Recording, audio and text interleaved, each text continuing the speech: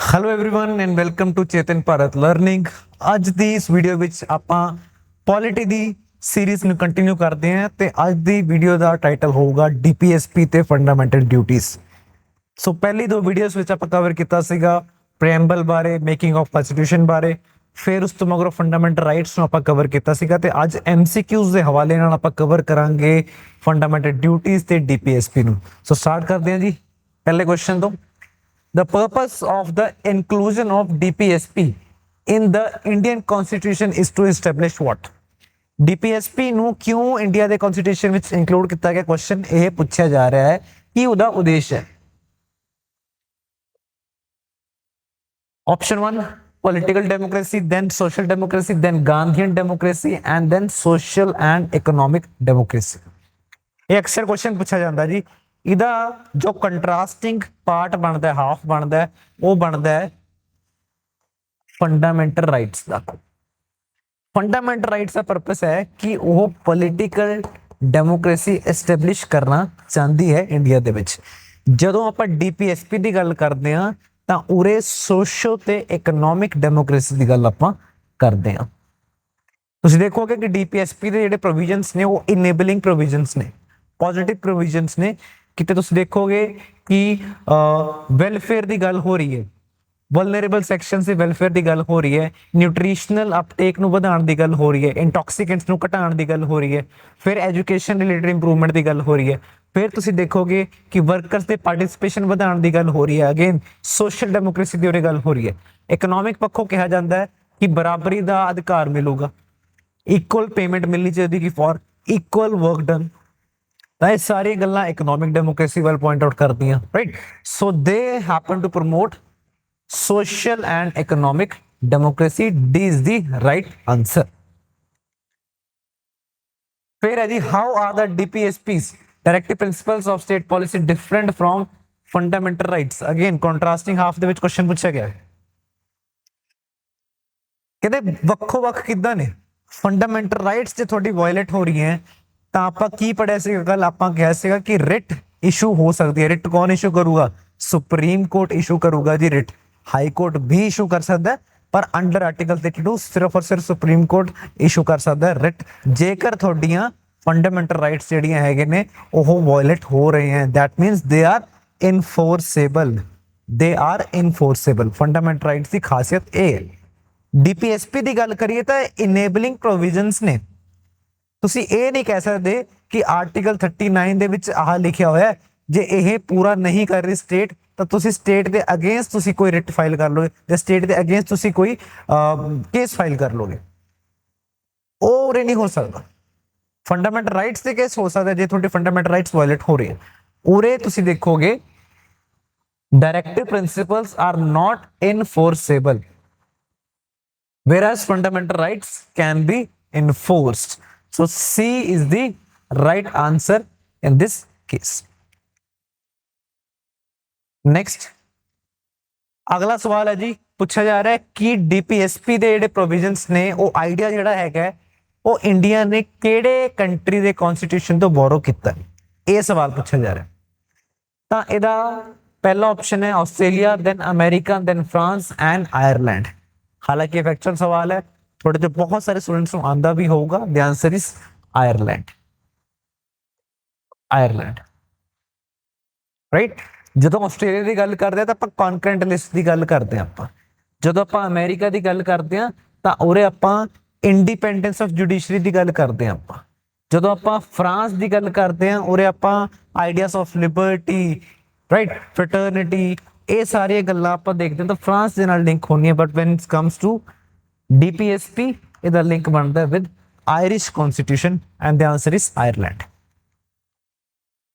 Next, which one of the following articles directs state government to organize village panchayats? ਹੁਣ ਕੁਝ articles ਨੇ ਜੋ ਤੁਹਾਨੂੰ ਯਾਦ ਹੋਣੇ ਚਾਹੀਦੇ ਹਨ। ਇਸ ਪੂਰੇ ਸੈਕਸ਼ਨ ਦੇ ਵਿੱਚ ਕੁਝ ਇੰਪੋਰਟੈਂਟ ਆਰਟੀਕਲਸ ਪੜ੍ਹਦੇ ਆ ਐਂਡ ਥਰੂ ਐਮਸੀਕਿਊਜ਼ ਮੈਂ ਕਹਾਂਗਾ ਕਿ ਜਿਨ੍ਹਾਂ ਤੇ ਕੁਐਸਚਨ ਬਾਰ-ਬਾਰ ਪੁੱਛਿਆ ਜਾਂਦਾ ਉਹਨਾਂ ਨੂੰ ਆਪਾਂ ਰਿਵਾਈਜ਼ ਕਰ ਲਈਏ। ਉਰੇ ਪੁੱਛਿਆ ਜਾ ਰਿਹਾ ਹੈ ਕਿ ਕਿਹੜਾ ਆਰਟੀਕਲ ਹੈਗਾ ਜੀ ਜਿਹੜਾ ਸਟੇਟ ਗਵਰਨਮੈਂਟ ਨੂੰ ਡਾਇਰੈਕਟ ਕਰਦਾ ਹੈ to organise village panchayats? Answer is article 40। 32 ਕਿਉਂ ਨਹੀਂ ਹੈਗਾ? 32 ਤੁਸੀਂ ਦੇਖਿਆ ਕਿ ਸਰ 32 ਤਾਂ ਰਿਟ ਜੁਰਿਸਡਿਕਸ਼ਨ ਦੀ ਗੱਲ ਕਰਦਾ ਸੁਪਰੀਮ ਕੋਰਟ ਦੀ। 48 ਅੱਗੇ ਆਪਾਂ ਦੇਖਾਂਗੇ ਜਾ ਕੇ ਕਿ ਕਿੱਦਾਂ ਇਹ ਨਿਊਟ੍ਰੀਸ਼ਨ ਨਾਲ ਲਿੰਕ ਹੋ ਰਿਹਾ, ਕਿੱਦਾਂ ਇਹ ਸਟੇਟ ਨੂੰ ਹਦਾਇਤ ਦਿੰਦਾ ਹੈ ਕਿ ਤੁਸੀਂ ਇੰਟੌਕਸੀਕੈਂਟਸ ਜਿਹੜੇ ਹੈਗੇ ਆ ਉਹ ਤੁਸੀਂ ਘਟਾਣੇ ਆ। ਫਿਰ ਆਰਟੀਕਲ 51 ਦੀ ਗੱਲ ਹੋ ਰਹੀ ਹੈ। 51 ਤੁਸੀਂ ਦੇਖੋਗੇ ਉਰੇ ਇੰਟਰਨੈਸ਼ਨਲ ਪੀਸ ਕਿੱਦਾਂ ਐਸਟੈਬਲਿਸ਼ ਕਰਨੀ ਹੈ ਉਹਦੀ ਗੱਲ ਕਰਦਾ ਹੈ, right. So article 40 is the right answer in this case. Next ਆ ਗਿਆ ਜੀ ਮੈਚ ਦ ਫੋਲੋਇੰਗ। ਆ ਜਿੰਨੇ ਵੀ ਹੁਣ ਆਰਟੀਕਲਸ ਹੋਣਗੇ they happen to be important ones, ਕਿਉਂਕਿ ਬਾਰ-ਬਾਰ across PSSB across other state government exams ਇਹਨਾਂ ਤੋਂ ਕੁਐਸਚਨ ਪੁੱਛੇ ਜਾਂਦੇ। ਫਾਰਮੇਸ਼ਨ ਆਫ ਵਿਲੇਜ ਪੰਚਾਇਤ ਹੁਣੇ ਆਪਾਂ ਕਵਰ ਕੀਤਾ ਹੈ ਕਿ ਇਹ ਕਿਤੇ ਨਾਲ ਡੀਲ ਕਰਦਾ ਹੈ, ਆਰਟੀਕਲ 40 ਨਾਲ। ਫਿਰ ਕਿਹਾ ਜਾ ਰਿਹਾ यूनिफॉर्म सिविल कोड, आगे बहुत न्यूज से रहता जी, उत्तराखंड के केस भी न्यूज से रहता, वैसे भी डिबेट इससे चलती रहती है। यूनिफॉर्म सिविल कोड ਕਿਹੜੇ ਆਰਟੀਕਲ ਨਾਲ ਸੰਬੰਧਿਤ ਹੈ? ਆਰਟੀਕਲ 44 ਨਾਲ।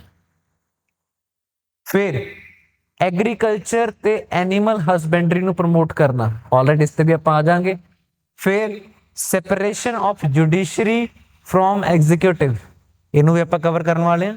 then promotion of international peace, ਇਸ ਤੇ ਵੀ ਗੱਲ ਕਰਦੇ ਹਾਂ। promotion of international peace ਪਿਛਲੀ ਸਲਾਈਡ ਦੇ ਵਿੱਚ ਹੀ ਦੱਸਿਆ ਸੀਗਾ ਕਿਹੜੇ ਨਾਲ ਲਿੰਕ ਹੁੰਦਾ ਹੈ? ਆਰਟੀਕਲ 51 ਨਾਲ। separation of judiciary from executive, separation of power ਦੀ ਗੱਲ ਹੋ ਰਹੀ ਹੈ, ਕਿਹੜੇ ਆਰਟੀਕਲ ਨਾਲ ਡੀਲ ਕਰਦਾ ਹੈ? ਇਹ ਡੀਲ ਕਰਦਾ ਹੈ with article number 50। so in this case D is correct match for third option। And then ਬਚਦਾ ਆਪਣੇ ਕੋਲ ਐਗਰੀਕਲਚਰ ਤੇ ਐਨੀਮਲ ਹਸਬੈਂਡਰੀ ਨੂੰ ਪ੍ਰਮੋਟ ਕਰਨਾ, ਤਾਂ ਇਹ ਜੁੜਦਾ ਹੈ ਆਰਟੀਕਲ 48 ਦੇ ਨਾਲ। So in this case B happens to be the right answer। Next, which one of the following is not correctly matched? not correctly matched ਪੁੱਛਿਆ ਗਿਆ ਪੇਪਰ ਦੇ ਵਿੱਚ। ਹੜਬੜਾਹਟ ਵਿੱਚ ਤੁਸੀਂ ਇਹ ਗਲਤੀ ਨਹੀਂ ਕਰਨੀ ਕਿ ਤੁਸੀਂ ਕੁਐਸਚਨ ਸਹੀ ਢੰਗ ਨਾਲ ਪੜ੍ਹਨਾ ਭੁੱਲ ਗਏ, ਤੁਹਾਨੂੰ ਲੱਗਿਆ ਕਰੈਕਟ ਪੁੱਛ ਰਹੇ ਤੇ ਇਸ ਨੂੰ ਵੀ ਤੁਸੀਂ ਕਰੈਕਟਲੀ ਮਾਰਕ ਕਰਕੇ ਹੀ ਨਿਕਲ ਗਏ। ਹਮੇਸ਼ਾ ਠੰਡੇ ਦਿਮਾਗ ਨਾਲ ਕੁਐਸਚਨ ਨੂੰ ਪਹਿਲਾਂ ਸਮਝਣਾ ਕਿ ਉਹ ਪੁੱਛ ਕੀ ਰਿਹਾ। 15 ਸੈਕਿੰਡ ਆਪਣੇ ਆਪ ਨੂੰ ਦਿਓ ਕਿ ਕੁਐਸਚਨ ਪੁੱਛ ਕੀ ਰਿਹਾ, ਚਾਹੇ ਤੁਹਾਨੂੰ ਆਂਦਾ ਚਾਹੇ ਨਹੀਂ ਆਂਦਾ। ਨਹੀਂ ਆਂਦਾ ਤਾਂ ਸੋਚੋਗੇ, ਪਰ ਜੇ ਆਂਦਾ ਵੀ ਹੈਗਾ ਤਾਂ ਵੀ ਤੁਸੀਂ ਬਸ ਜੰਪ ਨਹੀਂ ਕਰਨਾ ਹੈਗਾ right way to the answer. ਪਹਿਲਾਂ ਸੋਚੋ ਪੁੱਛ ਕੀ ਰਿਹਾ। नहीं तो सिली मिस्टेक्स ये होनी है कि आखिर जाके तुसी मैनू कहोगे कि सर बाकी तो सारा सही सीगा सर, बस 2 या 3 क्वेश्चन है जे सीगे कि मैं ना मे बी मैं पढ़िया नहीं हैगा कि करेक्ट इनकरेक्ट सीगा, या फिर मैं शायद OMR च गलत मार्क करते। वो पार्डनेबल थोड़ी जेडी हैगे ना वो मैं माफ नहीं कर सकता एज अ टीचर। हालांकि उस टाइम मैं तुहानू कह सकदा कि चलो कोई गल नहीं, कोई वड्डी गल नहीं, कंपटीशन का नेचर है जा बच्चे। ਤੁਸੀਂ ਦੇਖੋਗੇ ਉਮੀਦਵਾਰ ਬਹੁਤ ਜ਼ਿਆਦਾ ਹੈ ਤੇ ਵੈਕੈਂਸੀਜ਼ ਹਮੇਸ਼ਾ ਘੱਟ ਹੀ ਹੁੰਦੀਆਂ, ਤਾਂ ਆਪਾਂ ਇਹ ਸਿਲੀ ਮਿਸਟੇਕਸ ਜਿਹੜੀਆਂ ਹੁੰਦੀਆਂ ਨਾ, ਇਹ ਸਿਲੀ ਮਿਸਟੇਕ, ਪਹਿਲਾਂ ਤਾਂ ਵਰਡ ਹੀ ਗਲਤ ਹੈ ਸਿਲੀ ਮਿਸਟੇਕ। ਇਹ ਮਿਸਟੇਕ ਹੀ ਹੈ, ਇਹ ਮਿਸਟੇਕ ਹੈ ਜਿਹਨੂੰ ਆਪਾਂ ਸ਼ੂਗਰ ਕੋਟ ਕਰਕੇ ਕਹਿ ਦਿੰਦੇ ਹਾਂ ਸਿਲੀ ਮਿਸਟੇਕ। ਇਹ ਮਿਸਟੇਕਸ ਤੋਂ ਬਚਣਾ ਹੀ ਬਚਣਾ ਆਪਾਂ। ਤਾਂ ਜੇ ਆਪਾਂ ਅਟੈਂਟਿਵ ਹੋ ਕੇ ਪੇਪਰ ਦੇਵਾਂਗੇ ਤਾਂ ਆਪਾਂ ਇਹੋ ਜਿਹੀ ਮਿਸਟੇਕਸ ਨਹੀਂ ਕਰਨ ਵਾਲੇ। ਸੋ ਚਲੋ ਸ਼ੁਰੂ ਕਰਦੇ ਹਾਂ ਜੀ ਆਪਾਂ 6 ਕੁਐਸਚਨ ਤੋਂ। Which one of the following is not correctly matched. पहला क्या जाए article 39A, it deals with कहते equal justice and free legal aid. Then article 40 दोबारा रिपीट हो रहा है जी, organisation of village panchayats. Article 44 uniform civil code आप पहले पढ़ के आए हैं। देन आर्टिकल 48 बारे लिखा जा रहा है और separation of judiciary from executive. हाँ जी, ये स्टेटमेंट जी है दिस इज इनकरेक्ट। वाई? क्योंकि आर्टिकल 48 एनिमल हसबेंडरी एग्रीकल्चर ਨੂੰ ਪ੍ਰਮੋਟ ਕਰਨ ਦੀ ਗੱਲ ਕਰਦਾ ਹੈ, ਨਿਊਟ੍ਰੀਸ਼ਨ ਨੂੰ ਪ੍ਰਮੋਟ ਕਰਨ ਦੀ ਗੱਲ ਕਰਦਾ ਹੈ, ਪਰ ਉਰੇ ਤੁਸੀਂ ਦੇਖੋਗੇ separation of judiciary from executive ਇਹ ਆਰਟੀਕਲ 50 ਦੇ ਵਿੱਚ ਕਵਰਡ ਹੈ, not under article 48। and article 39A rightly caters to equal justice and free legal aid। so in this case we have D as the right answer, क्योंकि पूछा कि गया सीगा incorrect पूछा गया सीगा। चलो जी next, match the following list directive principles with the corresponding articles. Equal justice ਤੇ ਫ੍ਰੀ ਲੀਗਲ ਏਡ ਆਪਾਂ ਪਿਛਲੀ ਸਲਾਈਡ ਦੇ ਵਿੱਚ ਕਵਰ ਕੀਤਾ ਹੈ, ਕਿਹਦੇ ਨਾਲ ਲਿੰਕ ਹੋਊਗਾ, ਆਰਟੀਕਲ 39 ਏ ਦੇ ਨਾਲ। ਫਿਰ ਉਸ ਤੋਂ ਬਾਅਦ ਪੁੱਛਿਆ ਗਿਆ right to work, protection of monuments ਤੇ protection of environment. Protection of environment amendment ਕੀਤੀ ਗਈ ਸੀਗੀ ਡੀਪੀਐਸਪੀ ਦੇ ਵਿੱਚ 42nd ਅਮੈਂਡਮੈਂਟ ਕੀਤੀ ਗਈ ਸੀ ਤੇ ਆਰਟੀਕਲ 48 ਏ ਨੂੰ ਇੰਟਰੋਡਿਊਸ ਕੀਤਾ ਗਿਆ ਸੀ, ਰਾਈਟ। ਫਿਰ ਸਿੰਸ ਆਪਾਂ ਗੱਲ ਕਰਦੇ ਹਾਂ ਕਿ ਸੋਸ਼ੋ ਇਕਨੋਮਿਕ ਰਾਈਟਸ ਨੇ ਇਹ ਤੁਹਾਡੀਆਂ, ਸੋਸ਼ੋ ਇਕਨੋਮਿਕ ਡੈਮੋਕ੍ਰੇਸੀ ਇੰਟਰੋਡਿਊਸ ਕਰਨ ਦੀ ਗੱਲ ਕਰਦੇ ਆ, ਤਾਂ ਹੁਣ ਜਦੋਂ ਰਾਈਟ ਟੂ ਵਰਕ ਦੀ ਗੱਲ ਹੋ ਰਹੀ ਹੈ ਤਾਂ ਰਾਈਟ ਟੂ ਵਰਕ ਦਾ ਵੀ ਪ੍ਰੋਵੀਜ਼ਨ ਹੋਊਗਾ ਹੀ ਹੋਊਗਾ, ਯੈਸ ਬਿਲਕੁਲ ਹੋਊਗਾ। ਤੇ ਇਹ ਆਰਟੀਕਲ 41 ਨਾਲ ਕਰੈਕਟਲੀ ਮੈਚ ਹੁੰਦਾ ਹੈ। ਆਰਟੀਕਲ 41 ਨਾਲ right to work directly match ਹੁੰਦਾ ਹੈ। ਤੇ ਤੁਸੀਂ ਦੇਖਦੇ ਹੋ ਕਿ ਐਮਜੀ ਨਰੇਗਾ, ਜਿਹਦਾ ਹੁਣ ਨਾਮ ਚੇਂਜ ਕਰਕੇ ਬੀਬੀਜੀ ਰਾਮ ਜੀ ਰੱਖ ਦਿੱਤਾ ਗਿਆ, ਇਹ ਜਿਹੜੀ ਸਕੀਮਸ ਹੈਗੀਆਂ they derive their inspiration from article 41। ਉਸ ਤੋਂ ਮਗਰੋਂ ਗੱਲ ਕਰੀਏ ਪ੍ਰੋਟੈਕਸ਼ਨ ਆਫ ਮੋਨੂਮੈਂਟਸ ਦੀ। ਹਾਂਜੀ, ਪ੍ਰੋਟੈਕਸ਼ਨ ਆਫ ਮੋਨੂਮੈਂਟਸ ਦੀ ਗੱਲ ਕਰ ਰਹੇ ਹਾਂ ਤਾਂ ਆਰਟੀਕਲ 49 ਦੇ ਨਾਲ ਲਿੰਕ ਹੁੰਦਾ ਹੈ। ਸੋ ਸਹੀ ਆਂਸਰ ਕਿਹੜਾ ਬਣ ਗਿਆ ਜੀ, A ਦਾ 2 ਹੈ, then B ਦਾ 1, तो I believe B happens to be the right answer in this case। चलो नेक्स्ट चलते हैं आगे। Which of the following article was inserted by 42nd constitutional amendment to provide for the participation of workers in management of industries and so on and so forth? Article 38।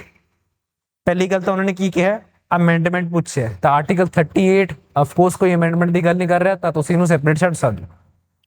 Then article 39A इहनूं पिछे ही cover किया आपां।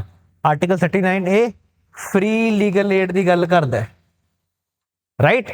फिर article 45 की गल हो रही है, फिर आर्टिकल 43A की गल हो रही है। तो 43A जिहड़ा हैगा ओह प्रमोट करदा है participation of workers in the management of, right. So this happens to be the right answer. D is the right answer। The purpose behind this exercise is कि तुसी इंपॉर्टेंट ਜਿਹੜੇ ਆਰਟੀਕਲਸ ਨੇ, for example 42nd amendment ਦੇ ਕਿਹੜੇ new articles introduce ਕੀਤੇ ਗਏ, ਕਿਹਦੀ wording change ਕੀਤੀ ਗਈ ਸੀ, ਹੈ ਨਾ, ਉਹਨਾਂ ਸਾਰੇ ਚੀਜ਼ਾਂ ਨੂੰ ਤੁਸੀਂ ਕਵਰ ਕਰੋ ਕਿਉਂਕਿ ਕੁਐਸਚਨ ਉੱਥੋਂ ਹੀ ਪੁੱਛੇ ਜਾਣੇ ਹੈ। I am not asking you to cram all these articles verbatim, जरूरत नहीं है, पर ਤੁਹਾਨੂੰ ਇੰਨਾ ਆਈਡੀਆ ਹੋਣਾ ਚਾਹੀਦਾ ਕਿ ਆਰਟੀਕਲ 40 ਕੀ ਕਹਿੰਦਾ, 41 ਕੀ ਕਹਿੰਦਾ, ਕਿਹੜੀ ਚੀਜ਼ ਨਾਲ ਡੀਲ ਕਰਦਾ, ਉਹਦੇ ਨਾਲ ਤੁਹਾਡਾ ਕੰਮ ਬਣ ਜਾਊਗਾ। ਤੁਹਾਨੂੰ ਪੂਰਾ ਵਰਬਟਿਮ ਰੱਟਾ ਮਾਰਨ ਦੀ ਲੋੜ ਹੈ ਨਹੀਂ, ਜਿੱਥੇ ਲੋੜ ਹੋਊਗੀ ਉੱਥੇ ਮੈਂ ਕਹੂੰਗਾ। ਮੈਂ ਪ੍ਰੀਐਮਬਲ ਨੂੰ ਕਿਹਾ ਸੀਗਾ ਕਿ ਤੁਹਾਨੂੰ ਕਿਸੇ ਵਰਬਟਿਮ ਉਹਨੂੰ ਵਰਡ ਬਾਏ ਵਰਡ ਤੁਸੀਂ ਰੱਟਾ ਉਹਦਾ ਮਾਰਨਾ ਹੀ ਮਾਰਨਾ, ਕਿਉਂਕਿ ਕੁਐਸਚਨ ਉੱਥੋਂ ਉਵੇਂ ਪੁੱਛਿਆ ਜਾਊਗਾ। ਪਰ ਉਰੇ ਤੁਹਾਨੂੰ ਆਈਡੀਆ ਹੋਣਾ ਚਾਹੀਦਾ ਕਿਹੜਾ ਆਰਟੀਕਲ ਕਿਹੜੇ ਇਨੇਬਲਿੰਗ प्रोविजन की गल कर रहा है। चलिए next. Which of the following was not added to the DPSP by the 42nd amendment? Which of the following was not added by?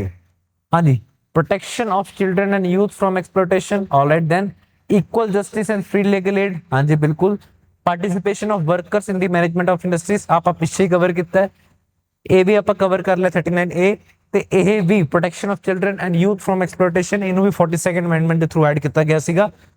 ਜਿਹੜੀ ਚੀਜ਼ ਐਡ ਨਹੀਂ ਕੀਤੀ ਗਈ ਸੀਗੀ ਉਹ ਸੀਗੀ uniform civil code under article 44। ਇਹ ਪਹਿਲਾਂ ਹੀ ਮੌਜੂਦ ਸੀਗੀ, 42nd ਅਮੈਂਡਮੈਂਟ ਨਾਲ ਇਹਦਾ ਕੋਈ ਵੀ ਲੈਣ ਦੇਣ ਨਹੀਂ ਸੀਗਾ।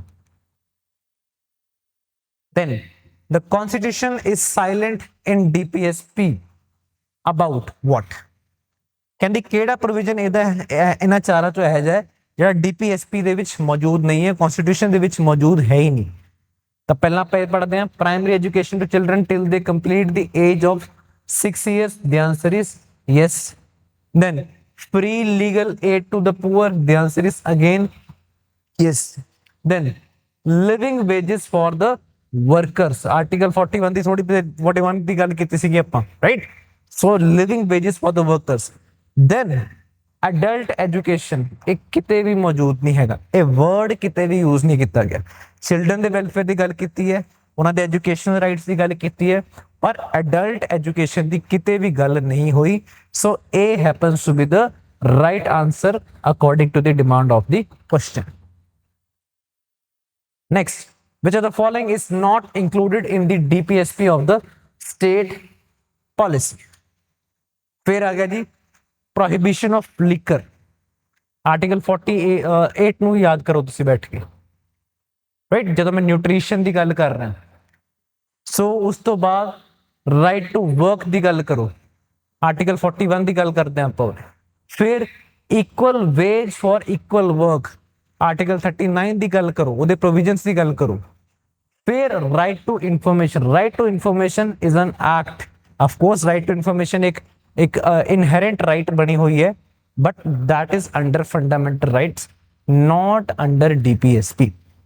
फंडामेंटल राइट्स के अंदर right to freedom of speech and expression के केस से एक इनहेरेंट राइट मन्या गया सुप्रीम कोर्ट द्वारा कि भाई राइट टू इंफॉर्मेशन भी ਉਹਦਾ पार्ट ਬਣਦਾ है, पर कॉन्स्टिट्यूशन ਦੇ ਵਿੱਚ ਕਿਤੇ ਵੀ राइट टू इंफॉर्मेशन ਨੂੰ फंडामेंटल राइट्स या डीपीएसपी या होर किसी पार्ट विच इनू जगह नहीं दी गई। तां इस चीज नू इनफोर्स करने वास्ते सरकार कानून लेके आई सी आरटीआई एक्ट। डीपीएसपी दे विच किते भी इहदी कोई भी जगह नहीं है, तां this happens to be the right answer, it is not included in the DPSP. हाँ जी, आही क्वेश्चन हुंदा अबाउट फंडामेंटल राइट्स तां तुसी आर्टिकल 19 दे अंदर ਇਹਨੂੰ ਇੰਪਲੀਸਿਟਲੀ ਕਾਊਂਟ ਕਰ ਸਕਦੇ ਸੀ ਕਿ ਕਿਉਂਕਿ ਸੁਪਰੀਮ ਕੋਰਟ ਨੇ ਆਪਣੇ ਫੈਸਲਿਆਂ ਵਿੱਚ ਬਾਰ-ਬਾਰ ਇਸ ਚੀਜ਼ ਨੂੰ ਦੁਹਰਾਇਆ ਕਿ ਜੇ ਇਨਫੋਰਮੇਸ਼ਨ ਹੀ ਨਹੀਂ ਹੋਊਗੀ ਤਾਂ ਤੁਸੀਂ freedom of speech and expression ਦਾ ਕੀ ਕਰੋਗੇ, ਫਿਰ ਉਹਨੂੰ ਇਫੈਕਟਿਵਲੀ ਕਿੱਦਾਂ ਯੂਜ਼ ਕਰ ਸਕਦੇ ਜੇ ਤੁਹਾਡੇ ਕੋਲ ਇਨਫੋਰਮੇਸ਼ਨ ਹੀ ਨਹੀਂ ਹੈਗੀ, ਰਾਈਟ। ਚਲੋ ਨੈਕਸਟ ਚੱਲਦੇ ਹਾਂ ਉਸ ਤੋਂ ਬਾਅਦ ਅੱਗੇ। ਹਾਂਜੀ, the directive principles of state policy is a check which is paid on bank's convenience, who said it? ਕਹਿੰਦੇ ਇਹ ਤਾਂ ਉਹ ਚੈੱਕ ਹੈ ਵੀ ਜਦੋਂ ਬੈਂਕ ਕੋਲ ਪੈਸੇ ਹੋਣਗੇ ਬੈਂਕ ਨੂੰ ਲੱਗੂਗਾ ਕਿ ਹਾਂ ਇਹ ਹੋ ਸਕਦਾ ਤਾਂ ਅਸੀਂ ਪੇ ਕਰਾਂਗੇ, ਨਹੀਂ ਤਾਂ ਹੈ ਨਹੀਂ ਕੁਝ ਸਕੋਪ। ਤਾਂ ਕੁਝ ਇਸ ਤਰੀਕੇ ਦਾ ਨੇਚਰ ਹੈ ਕਹਿੰਦੇ ਡੀਪੀਐਸਪੀ ਦਾ, ਵੀ ਜਦੋਂ ਸਟੇਟ ਚਾਹੂਗੀ ਕਿ ਹਾਂ ਹੁਣ ਸਾਨੂੰ ਲੱਗਦਾ ਕਿ ਇਹਨਾਂ ਪ੍ਰੋਵੀਜ਼ਨਸ ਨੂੰ ਆਪਾਂ ਲੈਟਸ ਸੇ ਹੁਣ ਉਹਨਾਂ ਨੂੰ ਲੀਗਲ ਇਫੈਕਟ ਦੇਣਾ ਸ਼ੁਰੂ ਕਰ ਦਈਏ, ਹੁਣ ਰਾਈਟ ਟੂ ਵਰਕ ਜਿਹੜਾ ਹੈਗਾ ਉਹਨੂੰ ਉਹਦੇ ਲਈ ਕਾਨੂੰਨ ਬਣਾ ਦਿੱਤਾ ਜਾਵੇ, लिविंग वेजेस लिए कानून बना दिता जाए, है ना। तो स्टेट डिसाइड कर रही है, स्टेट अपने कन्वीनियंस के हिसाब से डिसाइड कर रही है। डीपीएसपी के केस इनू कहने का तरीका यह कहा गया कि it's like a cheque which is paid on banks convenience. कहते किने कहा है, ये फेमस पर्सनैलिटी सीगे केटी शाह जिन्हों ने कहा सीगा। एक क्वेश्चन पूछा जाता है, याद रखियो फैक्ट बेस्ड है, बट ऑफ कोर्स एग्जाम में पूछा जा सकता है। नो अगला जो हम सैक्शन होने वाला अपना वो फंडामेंटल ड्यूटीज नाल deal करूगा।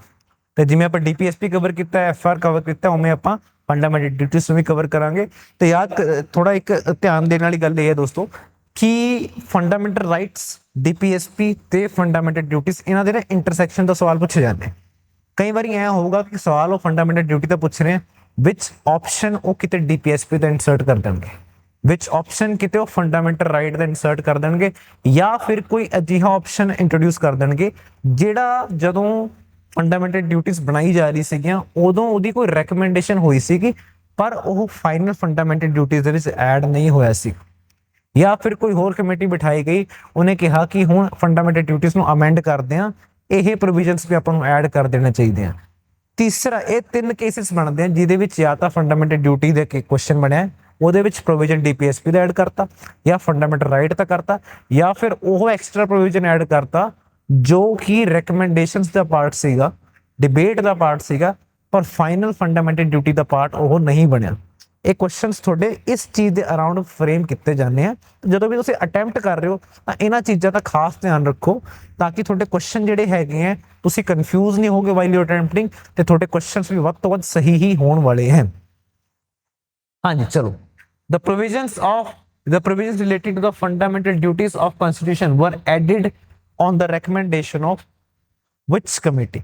The committee which was headed by Sardar Swaran Singh। Swaran Singh committee ਸੀਗੀ ਜਿਨ੍ਹਾਂ ਦੀ recommendation ਤੇ fundamental duties ਸੀਗੀ ਉਹਨਾਂ ਨੂੰ constitution ਵਿੱਚ ਹਾਂ ਮਿਲੀ ਸੀਗੀ। originally they were not the part of constitution। next ਹਾਂਜੀ ਕਹਿੰਦੇ ਕਿਹੜੇ ਐਕਟ ਦੇ ਥਰੂ ਇਹਨੂੰ ਇੰਟਰੋਡਿਊਸ ਕੀਤਾ ਗਿਆ ਸੀਗਾ, ਕਿਹੜੇ ਐਕਟ ਦੇ ਥਰੂ ਇੰਟਰੋਡਿਊਸ ਕੀਤਾ ਗਿਆ ਸੀਗਾ? The act is 42nd amendment act, ਤਾਂ ਹੀ ਇਹਨੂੰ ਤੁਸੀਂ ਦੇਖੋਗੇ ਕਿੰਨੀ ਜ਼ਿਆਦਾ ਅਮੈਂਡਮੈਂਟਸ ਇਹਨੇ ਕਾਜ਼ ਕੀਤੀ ਸੀਗੀਆਂ, ਤਾਂ ਹੀ ਆਪਾਂ ਇਹਨੂੰ ਕਹਿੰਦੇ ਕਿ ਮਿਨੀ ਕਨਸਟੀਟਿਊਸ਼ਨ ਵੀ ਹੈ ਸੀ, ਰਾਈਟ। ਨੈਕਸਟ ਕਹਿੰਦੇ fundamental duties are mentioned in which of the following part of the constitution. Since amendment ਸੀਗੀ ਤਾਂ ਤੁਸੀਂ ਦੇਖੋ ਕਿ ਅਮੈਂਡਮੈਂਟ ਕਿੱਥੇ ਆ ਰਹੀ ਹੈ, ਪਾर्ट 4A इंट्रोडक्शन हुई है, पार्ट 3 फंडामेंटल राइट्स, पार्ट 4 की है डीपीएसपी है, फिर पार्ट 4A की है, पार्ट 4A है fundamental duties. Next a important सवाल बन जाता जी, which of the following were members of Swaran Singh committee. Swaran Singh committee ने फंडामेंटल ड्यूटी बनाई, ये अपन को पता है, ये मैंबर्स केड़े-केड़े सीगे, राइट। फैक्ट बेस्ड सवाल है पर पूछा जा सकता है। ਤਾਂ ਇਹਨਾਂ ਦੇ ਜਿਹੜੇ ਮੈਂਬਰ ਸੀਗੇ ਉਹ ਸੀਗੇ AR Antulay, then SS Ray, then CM Stephen. ਤਾਂ ABD is the right answer. So ਇਹਨਾਂ ਨੂੰ ਯਾਦ ਰੱਖਿਓ, AR Antulay, SS Ray and then CM Stephen question ਪੁੱਛਿਆ ਜਾ ਸਕਦਾ ਹੈ।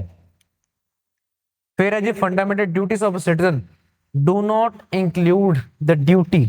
ਕਿਹੜੀ ਡਿਊਟੀ ਜਿਹੜੀ ਹੈਗੀ ਹੈ ਫੰਡਾਮੈਂਟਲ ਡਿਊਟੀਜ਼ ਦਾ ਪਾਰਟ ਨਹੀਂ ਬਣਦੀ। ਫੰਡਾਮੈਂਟਲ ਡਿਊਟੀਜ਼ ਟੋਟਲ 11 ਨੇ, ਪਹਿਲਾਂ 10 ਹੁੰਦੀ ਸੀਗੀਆਂ, ਬਾਅਦ ਚ ਇੱਕ ਹੋਰ ਐਡ ਕਰ ਦਿੱਤੀ ਗਈ ਸੀਗੀ, ਤਾਂ ਟੋਟਲ 11 ਬਣ ਗਿਆ।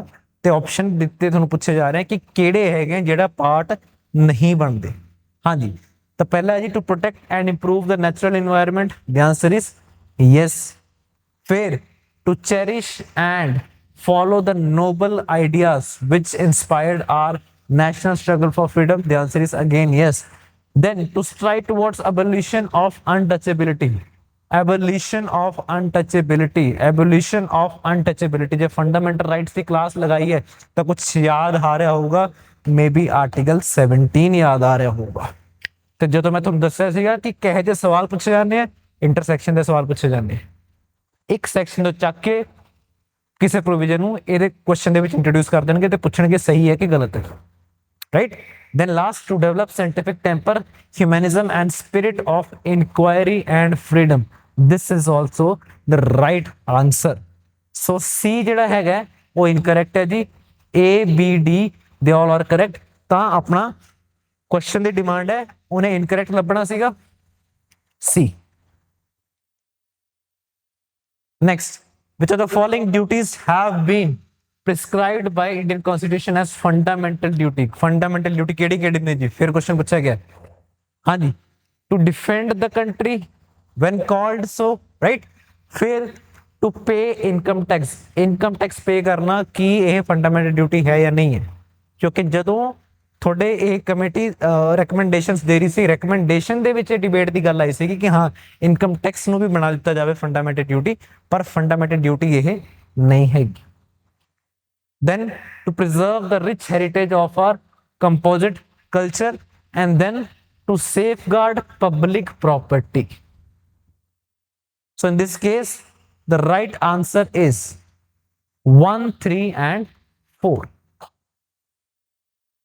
केड़ा नहीं है, इनकम टैक्स वाला पार्ट नहीं। then under the Constitution of India which one of the following is not a fundamental duty। केड़ा नहीं हैगा, to vote in public elections, to develop scientific temper ਆਪਾਂ कवर कर चुके हैं, public property भी safeguard करनी है वो भी ਆਪਾਂ कवर कर चुके हैं, ਤੇ to abide by constitution and its ideals। ਇਹ ਵੀ ਬੜੀ ਜਨਰਲ ਜੀ ਗੱਲ ਹੈ, ਇਹ ਵੀ ਫੰਡਾਮੈਂਟਲ ਡਿਊਟੀ ਦਾ ਪਾਰਟ ਹੈ। ਕਿਹੜਾ ਪਾਰਟ ਨਹੀਂ ਹੈ, to vote in public elections.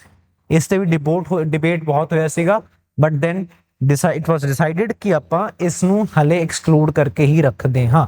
ਸੋ ਇਹ ਫੰਡਾਮੈਂਟਲ ਡਿਊਟੀ ਦਾ ਪਾਰਟ ਨਹੀਂ ਹੈ।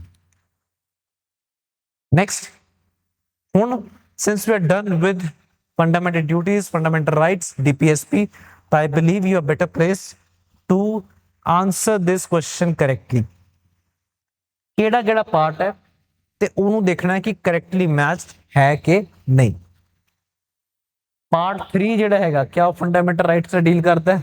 ਯੈਸ, ਬਿਲਕੁਲ ਸਹੀ ਗੱਲ। ਫਿਰ ਪਾਰਟ 4 ਦੀ ਗੱਲ ਕਰਦੇ ਕਿ DPSP ਨਾਲ ਗੱਲ ਕਰਦਾ ਹੈ? ਯੈਸ, ਡੀਲ ਕਰਦਾ, ਬਿਲਕੁਲ ਸਹੀ ਗੱਲ ਹੈ। ਹਾਂਜੀ, ਪਾਰਟ 5 ਦੀ ਗੱਲ ਹੋ ਰਹੀ ਹੈ, ਪਾਰਟ 5 ਕਿਆ ਫੰਡਾਮੈਂਟਲ ਡਿਊਟੀਜ਼ ਨਾਲ ਡੀਲ ਕਰਦਾ ਹੈ? The answer is no. Part 4A deals with that, and Part 2 deals with what? Citizenship, provisions of citizenship. So D happens to be the right answer in this case. फिर पूछा गया कि how many of the above fundamental duties, ये किन्ने किन्ने प्रकार दे fundamental duties ने? Total 11। पहला 10 इंक्लूड ਕੀਤੀ ਗਈਆਂ ਸੀਗੀਆਂ ਤੇ ਬਾਅਦ ਅਮੈਂਡਮੈਂਟ ਦੇ ਥਰੂ ਇੱਕ ਹੋਰ ਇੰਟਰੋਡਿਊਸ ਕੀਤੀ ਗਈ ਸੀਗੀ, ਤਾਂ ਟੋਟਲ ਬਣ ਗਈਆਂ total 11 fundamental rights. So I believe this lecture, though a factual one, was beneficial for you. Thank you very much. We'll continue in the next video. अगली वीडियो ਵਿੱਚ ਆਪਾਂ ਕਵਰ ਕਰਾਂਗੇ ਪਾਰਲੀਮੈਂਟ ਤੇ ਐਗਜ਼ੀਕਿਊਟਿਵ ਰਿਲੇਟਡ MCQs ਨੂੰ। ਬਹੁਤ important topic ਹੈ, ਕਾਫੀ ਸਵਾਲ ਉੱਥੋਂ ਪੁੱਛੇ ਜਾਂਦੇ ਆ। All the very best. Stay positive. Thank you.